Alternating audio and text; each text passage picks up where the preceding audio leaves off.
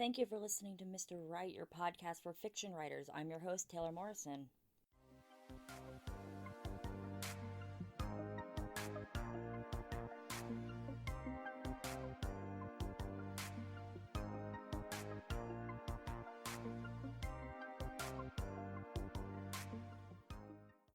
Today's episode is going to be about fan fiction and why you should write it. And as a writer, I am a very big supporter of fan fiction. I write a little bit of it myself, not a whole lot, but just enough to keep myself interested and to suggest it to other people. Because fan fiction is everywhere. People are writing it nonstop. It's never going away. People love it. They eat it up for breakfast, lunch, and dinner. And my problem with that is that anytime it's ever brought up publicly, people are usually judging you for writing it because they assume that the only people who write fan fiction are bad writers. And I'm here to tell you that that's not true. That many people write fan fiction of all talents and styles and abilities. People make fun of it all the time. They get it off the internet and they read it to each other on YouTube or as friends.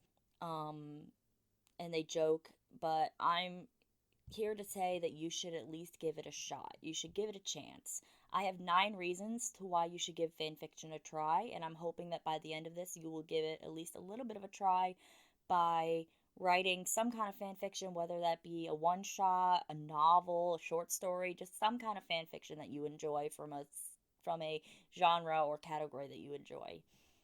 So number 1, you're still writing. It's any writing is good writing. Any writing is practice. You don't need to do the dirty work because you already know the plot and the characters and you know that you enjoy the content behind the story. So all that's left to do is write and maybe come up with a storyline, like a plot. Sorry about that.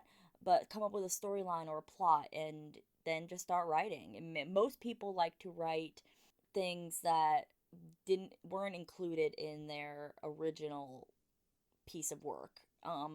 Maybe it's a love scene that didn't happen, or a couple that gets together that didn't happen, or maybe it's just a scene altogether that didn't happen. A lot of people start there. So, you're still writing. All writing is good writing. Number 2 is you don't need to develop characters. Your characters are important to a story, but with fan fiction, it's super important that you know your characters already. You don't need to come up with a whole new character in your head and flesh them out and get the character going because you already know them. You know them from the original piece of work, and the hardest part about that is to just put them down on the paper correctly. And that means translate them in a way that still sounds believable to the character. And again, that's a little tricky, but refer back to number 1 if you ever need to remember that. And number 1 was you're still writing. Number 3 is you don't need to worry about grammar. Most people probably still worry about grammar, but you only really need to worry about it if it's distracting because more than likely this story won't be published. More than likely. It's possible, and we'll talk about that in a minute, but it's possible, but it's the chances are very low. So the only people who are going to read it are the people who are on your fanfiction site who are interested in the story.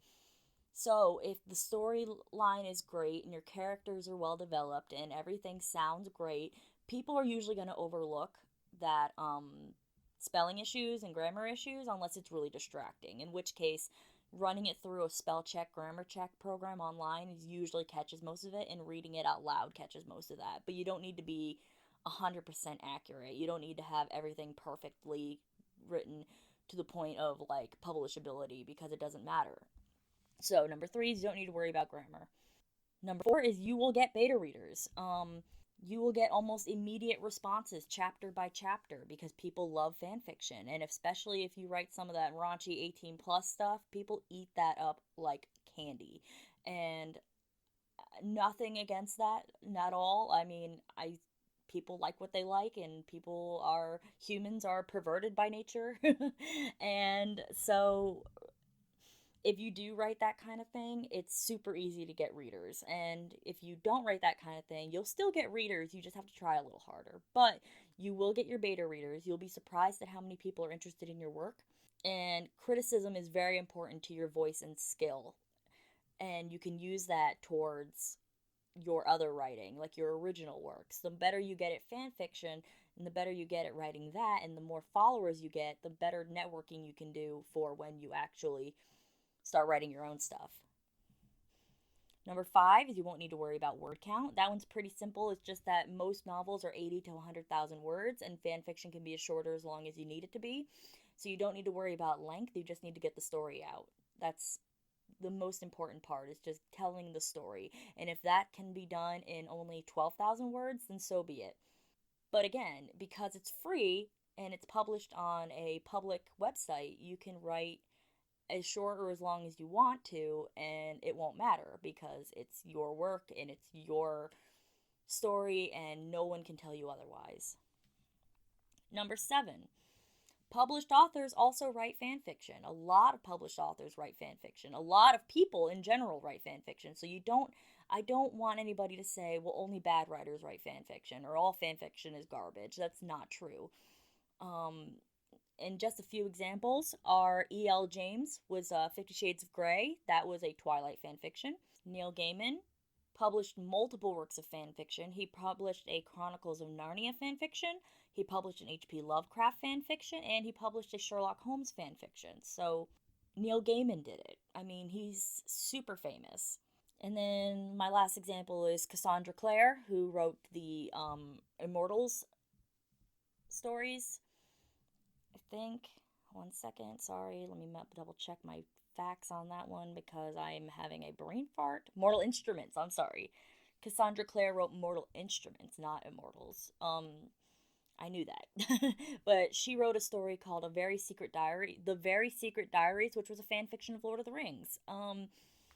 So again, it is possible, it's not probable, but it is possible for you to take one of your fan fictions, change the words, maybe take out some of the main things that make it connected to the original story, change some things, and boom, you got yourself a fan fiction that is publishable. Number 8, you'll make friends, because fan fiction writers are some of the closest communities out there. You'll find plenty of friends if you attempted just a little bit of networking. My friend Kenny is a very big fanfiction writer on fanfiction.net, and he has many friends that he has met through fanfiction. I have yet to actually do that, but I also haven't really networked. But people in the fanfiction community, especially the same fandoms, are usually extremely passionate about the same things you are and are very friendly. So if you just do a little bit of networking, you'll meet some really great people. And my last bit of advice is you'll have fun. You'll think it's fun. Many people won't admit that writing is fun. You have to research, fix plot holes, develop characters, and rewrite.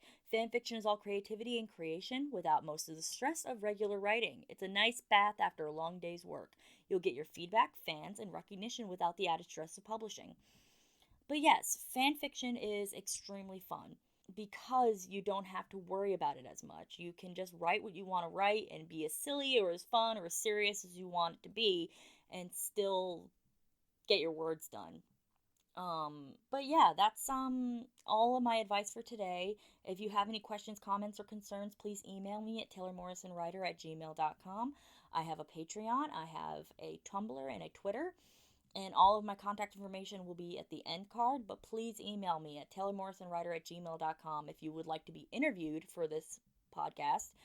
And right now I'm only doing blog post podcasts or blog post interviews, so go over to my Medium account, which I will post in the end card or in the blog post as well. So if you want to read my blog, or just go to taylormorrisonwriter.com. That is also a place where you can find all of my podcasts, all of my blogs, and also information about my coming up works. But anyway, I just wanted to say have a great day. Thank you for listening to Mr. Wright. Thank you for listening to Mr. Wright. You can find them on Tumblr at mrwrightpodcast.tumblr.com, Twitter at mrwright56, and Patreon at patreon.com/taylormorrisonwriter.